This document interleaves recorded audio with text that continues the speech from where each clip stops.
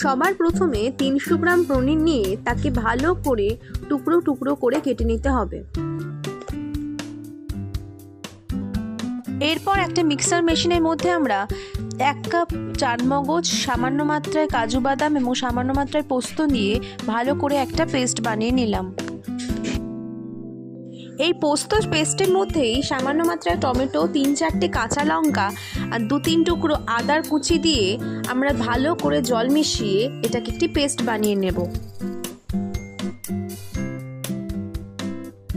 এরপর একটা কড়াইয়ের মধ্যে জল নিয়ে পরিমাণ মতন সাদা লবণ দেওয়ার পর এটাকে আমরা কিছুক্ষণ গরম করব এবং একটা বাটিতে আলাদা করে তুলে রাখবো। এরপর কড়াইতে 1 কাপ মতন তেল নিয়ে টুকরো করে রাখা পনিরগুলো এর মধ্যে দিয়ে ভালো করে ভেজে আমরা এটাকে তুলে রাখবো।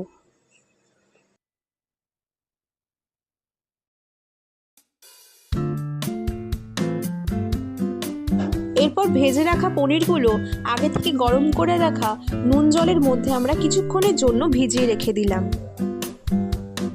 এরপর কড়াইতে সামান্য মাত্রায় তেল, তার মধ্যে কিছুটা এলাচ, তেজপাতা দিয়ে ভালো করে মিশিয়ে নিয়ে এরপর আগে থেকে তৈরি করে রাখা কাজু, চারমগজ আর পোস্তের পেস্টটা এর মধ্যে আমরা ঢেলে দিলাম। সামান্য মাত্রায় 1 চা চামচ বাটার আমরা এর মধ্যে অ্যাড করলাম।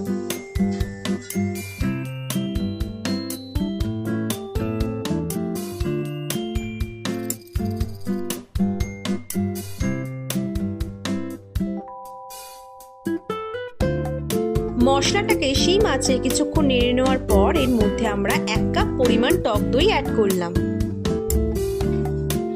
ভালো করে মিশ্রণটাকে মিশিয়ে নিতে হবে।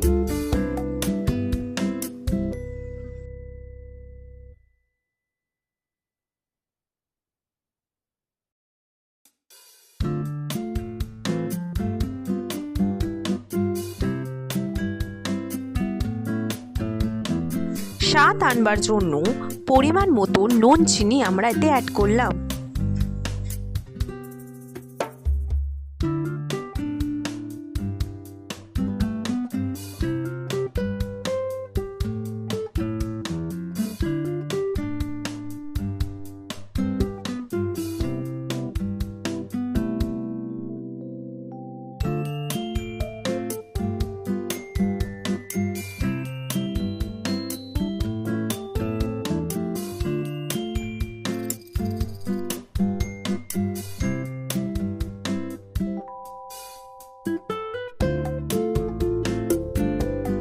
সবার শেষে টুকরো করে রাখা পনিরগুলো আমরা এর মধ্যে ঢেলে দিলাম।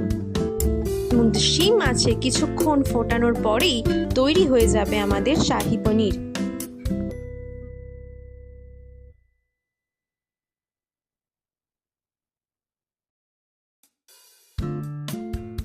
উপর থেকে ঘি ছড়িয়ে কিছুক্ষণ ফোটানোর পর তৈরি হয়ে গেল আমাদের শাহি পনির। ভিডিওটি যদি ভালো লেগে থাকে অবশ্যই লাইক এবং কমেন্ট করতে ভুলবেন না।